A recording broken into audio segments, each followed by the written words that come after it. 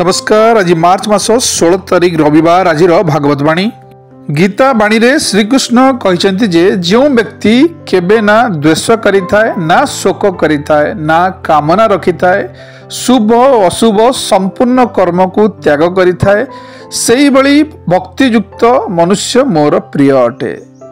गीतारे लेखा जाइछि जे जेतेबेले कोनोसी व्यक्तिर मनरे अहंकार ईर्षा और द्वेषर भावना आसी थाए सेही बेली व्यक्तिर पतन सुनिश्चित अटे। यही सबु खराब प्रकृति मनुष्य भितरु नष्ट करी देई थाए। श्रीकृष्ण कहिसंति जे जदि कोनोसी व्यक्ति आपन को दुखी करूछि ना ताकू हैरान करंतु किंबा ता सहित कोनोसी खराब व्यवहार करंतु नाही। एही भली लोकन को खाली तांको अवस्था रे छाडी देबा उचित। समय आसिले से तार परिणाम भोग करिवे। श्रीकृष्ण कहते जे प्रेम जीवनर आधार। से कहते जार मनरे प्रेम थाए ता मनरे सर्वदा शांति रही थाए। जदि जीवन रे प्रेम नथिबो तेबे आपण कौनसी भी संतुष्ट हेबे नाही।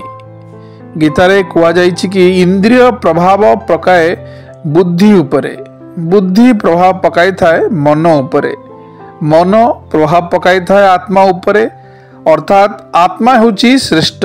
बिना आत्मा रे कौनसी कार्य होई न थाए। शिक्षा एमिति हेबा आवश्यक जहाँकि चरित्रर निर्माण करि थाए। शुभ सकाळ। दिनटी आपणकर मंगलमय हेउ।